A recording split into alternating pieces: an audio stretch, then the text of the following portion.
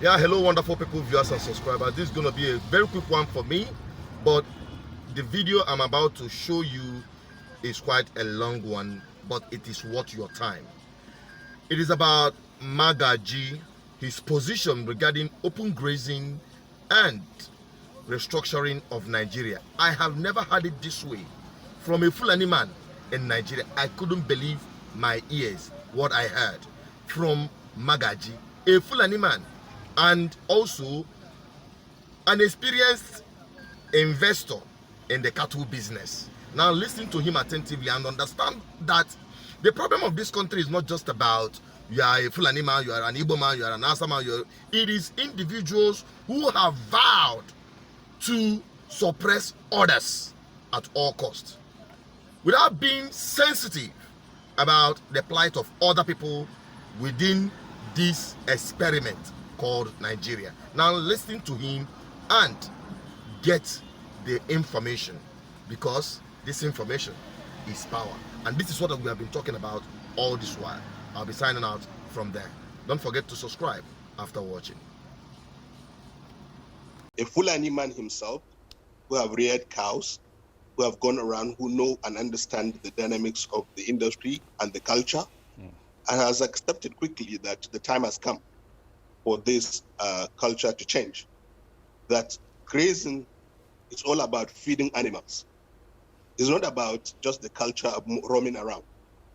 And in today's world, feeding animals have changed dramatically. Myself, I have also domesticated animals. I mean, cows.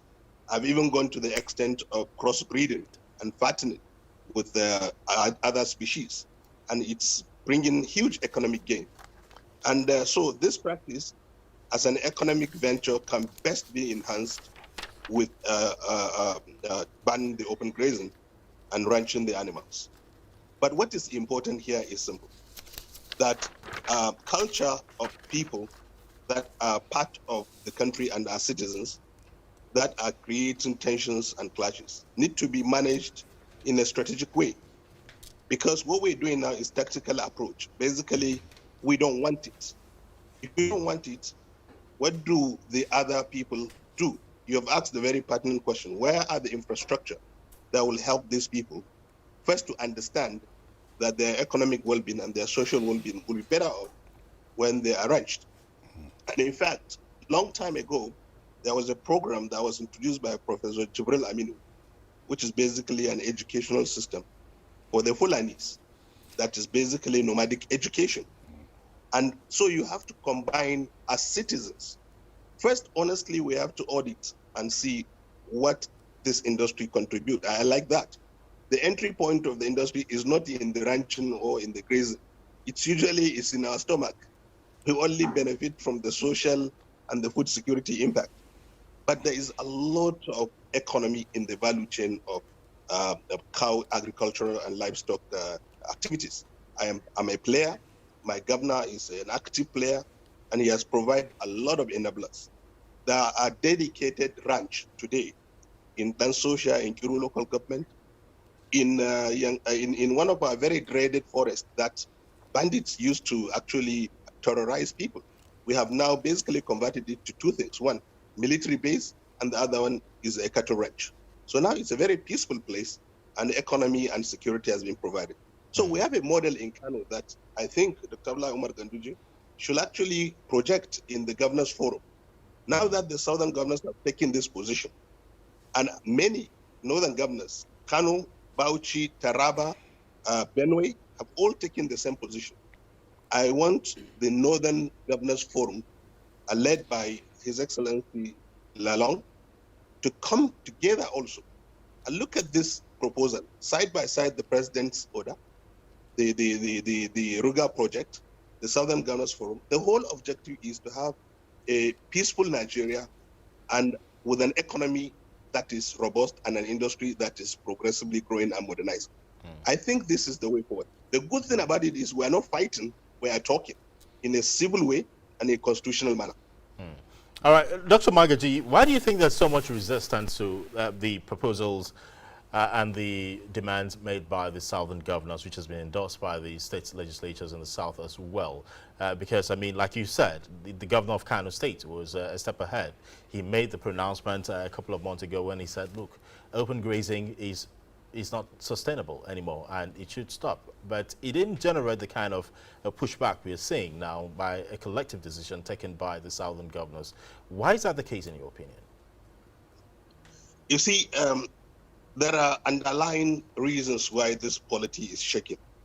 And the circumstance and situation that resulted in that resolution did not emanate from an economic perspective or an analytic perspective of promoting the industry. It came as a reaction to the security situation. And then shortly after that resolution, the other resolution followed, which is restructuring. So the belly of that resolution is hinged on some form of pushback. And therefore, people read meanings, combining restructuring and open grazing ban kind of send mixed signals in the two resolutions. My take is simple, that both resolutions are important on their own account, and we need to look at them independently and basically treat them independently. However, it is important that restructuring agenda be also tabled at the very highest organ of the national body. The same thing, because this grazing issue is also a national issue that threatens peace and security of the country, need to be tabled. The problem is intent. Intent, I've always said this. Every time people read intention in any document or any action of executives, they speculate. And when the speculations becomes a perception, they translate to reality and reactions. My take here is simple, that there's been a lot of pain in the way the clashes have been happening in various communities, not only in the south, even in the north. Farmers, herders clash has been with us for a very long time. And the problem is the south perceive these people as migrants coming to their community and basically creating this tension that leads to loss of lives. And this is also a natural dynamics of nature. Resources are fought over, and migrants and settlers tension. So government has to step in now. And I'm glad to say that both on restructuring and grazing, people are taking constitutional mechanism of resolution. And this is a golden opportunity for the government, because Mr. President has passed Executive Order 10 long ago and have made provisions for Ruga. What we need is adjustment and consensus. The governors of southern Nigeria has come with a position. Governors of northern Nigeria have come with a position. The state assemblies are back to their governors. The National Assembly are now talking about how to restructure by giving autonomy to local governments, judiciary, and the state assemblies first. They are also coming with their constitutional review based on the committee they set up. This is all happening at the highest level of our government and society, and therefore the president now have a golden opportunity to cap these initiatives. Even private citizens are offering money to support the exercise that can bring well-meaning Nigerians together to sit down and discuss this country. I think it is time, and it's a golden opportunity for us so that we can sit down and just adjust this federation so that we can make it workable. All right, Dr. Magaji, definitely we'll talk more about restructuring in the course of this conversation. But, you know, despite pockets of opposing views to this decision by the southern governors, the Mieti Cattle Breeders Association has seemed to have concord with the position of the southern governors on the ban on open cattle grazing in the southern parts of the country. In fact, they want a situation where the northern governors will activate, you know, the various grazing reserves in the north, you know, for this business. Do you think that's the way to go? I'm also very glad to say that the operators of the industry, who have been very difficult partners in the discussion, have come to the table. Look, Mieti Allah's major interest is safeguarding their cattle and their economic life and their culture, their social life. However, because time is changing, cultures must change. Domesticating animals is not stopping cattle rearing. They have come to understand that as an economic venture, they will be better off if they embrace this idea of ranching. And in fact, the Mieti Allah have now started structured engagement with the cattle owners. The truth of the matter is there are very few of these Fulani that own these massive herds of cattle. This cattle is an investment made by many, many elites in this country. The Fulani, as cultural people, just enjoy roaming around and looking after cattle, and they take commission on this transaction. So they will even be better off because they are the skills that can manage this business. So now they become the business managers of this ranching because they know, they understand feeding, they understand rearing cows, they understand the behavior of the cows. I am telling you, this is a golden moment for us. Mieti Allah is on board, Southern governors on board, Southern State Assemblies on board, prominent Northern governors are on board. I think it's very easy to get the rest of the governors on board. Federal government have an idea of how this should be done. We all need to come together and basically flesh out the meat of this idea and how it can operate in a peaceful manner. But you also mentioned something in your program, which is the economy of the industry. How do we formalize it? How do we plug it into the GDP of the country? How do we capture employment? How do we capture, the wealth it creates? This is also part of the reform. I think that must be put in perspective as well. Dr. Magaji, you've mentioned all the key stakeholders that need to come on board, but you also made a valid point that when you said that most of these cattle are not owned by the Fulani boys who are carrying them from one point to the other. They're owned by big men and big women in the country, in the society. Are these big persons, these elites, also on board on what should be the new norm in rearing cattle in the country? Well, I think it's a cost-benefit analysis. I have friends that own cows. I told you I have cows myself, but I have domesticated them, I've ranched them. In fact, I am role modeling the modernization of the industry so that people will understand it. But I have friends who have thousands of cows in the hands of Fulani, and the sharing formula is like 75-25. It's an economic factor. The problem is people are making a hell lot of money without spending money to feed their cows. And I think the economy must be structured. It's an input and output thing. When you buy cows and just give to Fulani and they are just rearing them and raising them everywhere, they just grow. You don't even see these cows until many, many months after, or until the time for harvest. And then they will say, okay, take 200 and send it to market. This is opportunistic business. For me, it's even exploitative because the amount of effort the Fulanis are putting and the fact that you only buy cows and you just get a grown-up cow that is costing like 10 times more. Please, we have to have a business model around this. Ranching means that the infrastructure will be built, people will get jobs, the feeding will be actually produced, so feed mills will actually be in business, and people will have to manage the farm. So young people and agricultural experts that are trained will have to get a job. Milking, for example, or meat production will happen, so the abattoir chain will work, the transportation will work, and the various segments of the leather and the blood mills and the meat processing, and whether it's frozen, including suya, all those industries will be formalized. This is a value chain of one cow. It is massive, and when we structure it and domesticate it, the economy is huge, and the employment opportunity is huge. But I think this open grazing is even opportunistic and exploitative. All right, Dr. Magaji. A lot has been said about, who should fund the infrastructure for ranching. Who should fund the infrastructure for ranching? Should governments be responsible for the factors of production for the business of cattle rearing, which is strictly a private business? This is a very, very important question because we are at a inflection point. We're at the point where we want to change the model. Something has to step in and demonstrate the role modeling of the new business model. I believe this is a private business. I also believe that when industries are coming to set up in states, they are called business enablers. So we can even say, what is the ease of doing this business in any state? And what is the benefit of the state to this business? So for me, let me take an example of what we have done in Kano.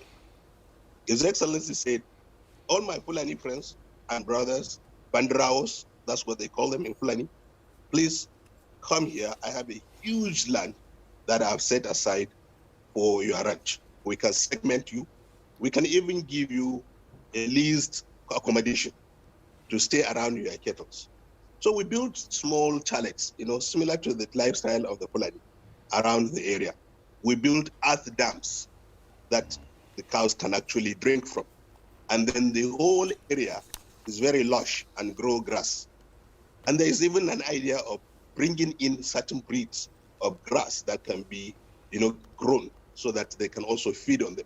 Even that grass growing is a business in itself. People can have a large farm, 2 hectares, 5 hectares, and grow the grass. And at harvest time, they can be charging fee for cows to go in and feed. Or they can harvest and bale it, and then sell it to the cattle ranchers. So there is a lot of business. Government have a role in enabling business, but government have no role in running business. But enabling business depends on one state and the other, and the cordial relationship between the business operators and the state. And that is where this discussion needs to come in. You cannot just come to your state and say, you must give me land. It's not possible. I have to go and lobby you. I have to go and justify what this land will be used for, what value it will add to your state and to the country. And then you see reason and then allocate land.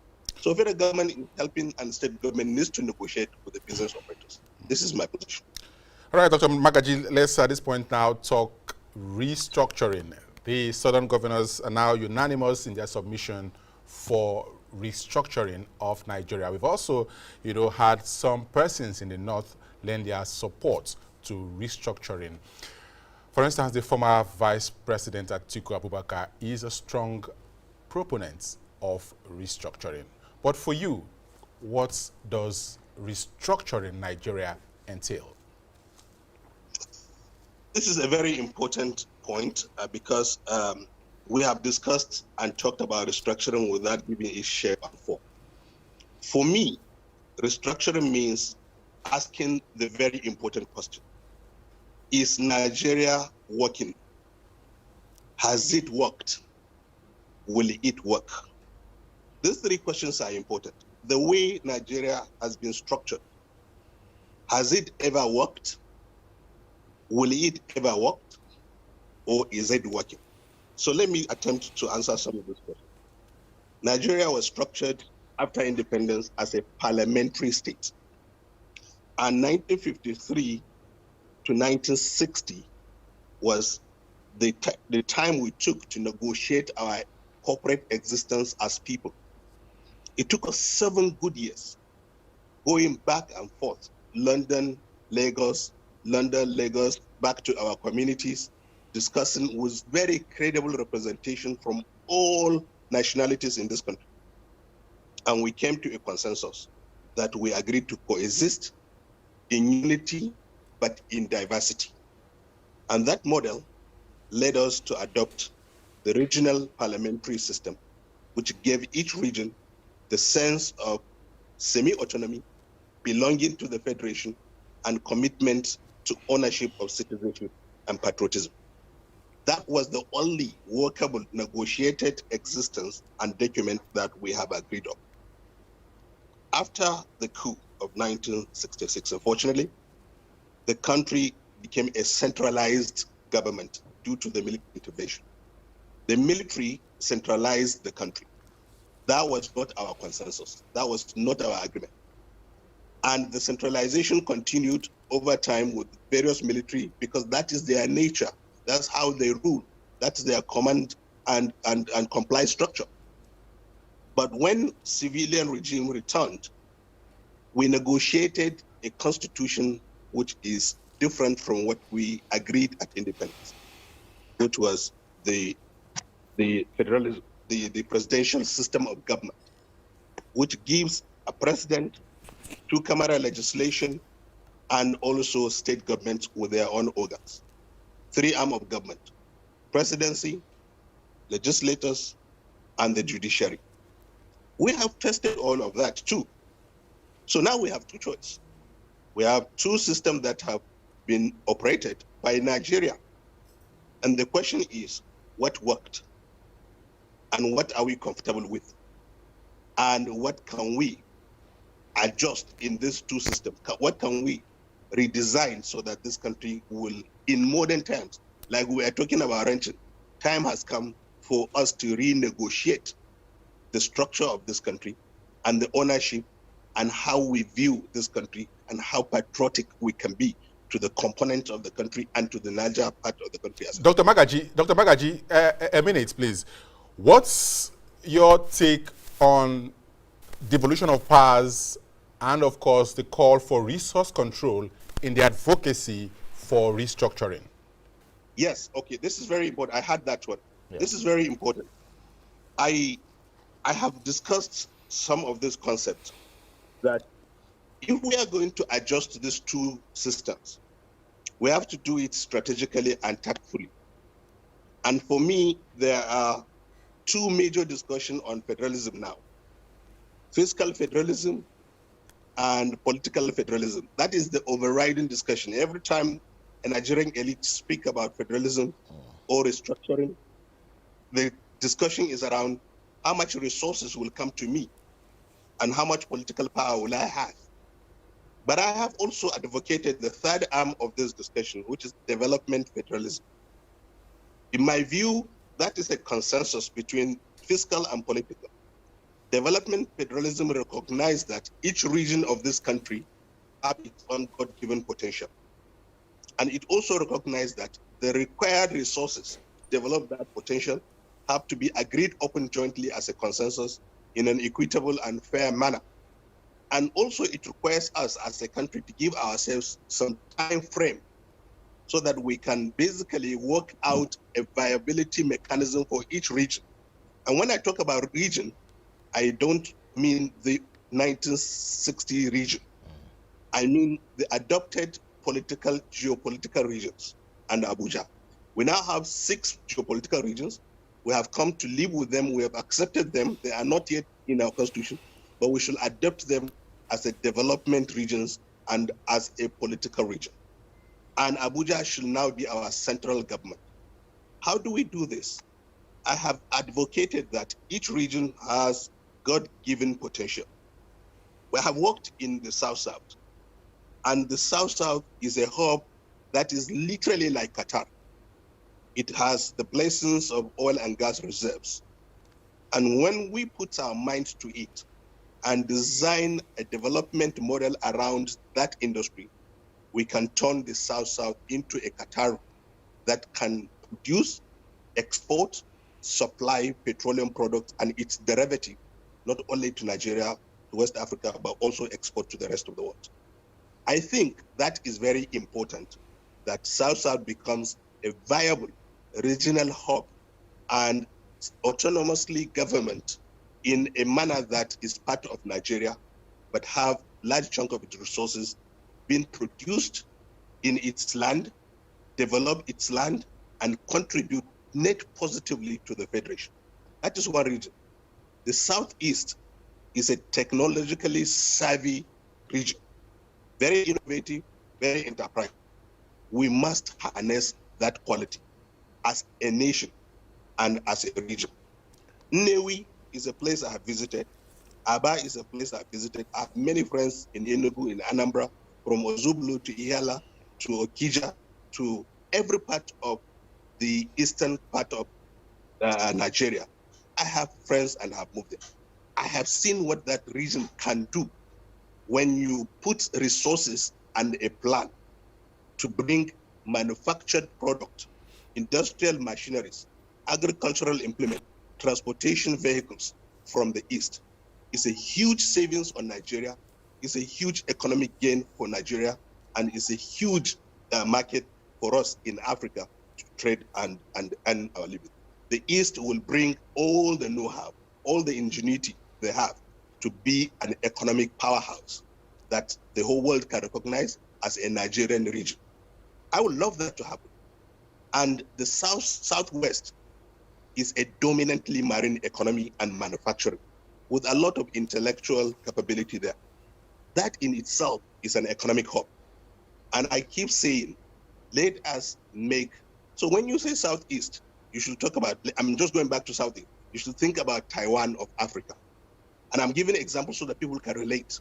When you say Southwest, you should think about Singapore of Africa, a powerhouse that is landlocked with, a very small island that has no oil, but with a huge, huge economic potential in ICT, in marine, in shipping, shipbuilding, ship transportation, and all others. The axis of the Southwest have even better endowment than Singapore. But we need to have the resource, we need to have the plan to make that happen. And I said, if you come up to the north, I've always cited three very distinct countries, which is Vietnam, Thailand, and that is Vietnam, Thailand, and there's this Vietnam, Thailand, and there's a third country. I always view them as our equals, our correlated equals, yeah? And these are agricultural powerhouse in their regions. Thailand alone concentrate on global dominance of rice, and they have gotten their economy grown because of that. The same thing with Vietnam. Now, if you take the three regions of the north and place them side by side, these countries, and take what is called leveraging crops and produce them, process them, and export them, North will become a net exporter of products, and we have cash flow that we can grow the economy of the North, develop Northern Nigeria, and also contribute to the nation. So for me, I think this is very important discussion in the scheme of things in restructuring. Are we restructuring because we hate each other? Or are we restructuring because we want something that works? Are we restructuring because we love each other and we like to be proud that Nigeria is a giant of Africa? It's also a country that every black race will be proud of and is proud of, but now we are lagging behind in many development indexes, not only in the world, but in Africa. So I think the concept of development federalism, coupled with the restructuring, fiscal and political federalism, can all come to the table. But how can it happen?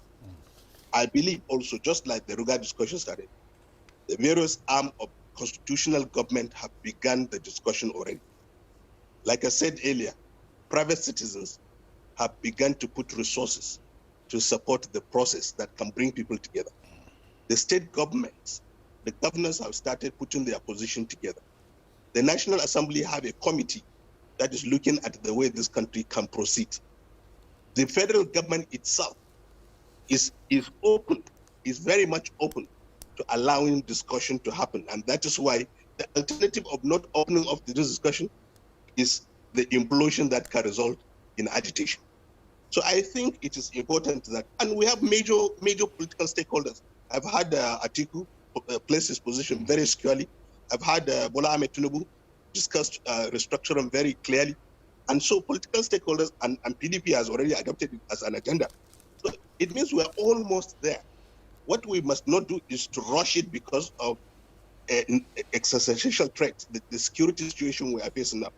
I want to say to Nigerians that. But Dr. Moazo, is that not a more reason? Look beyond it to have a functional country. Thank you, sorry. Yes. You're talking about not rushing it. I mean, Nigeria seems to be in emergency ward now, and what is expected is urgent surgery. I mean, isn't it the right time to ensure that some of these proposals, these demands are met constitutionally using the institutions of states that already exist? I call it civil strife.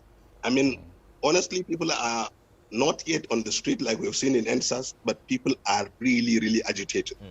And in fact, this type of agitation is more dangerous than the one on the street, because it is cooking in our bedrooms, it's cooking in our dining tables, it's cooking in our church and mosque and in our community meetings.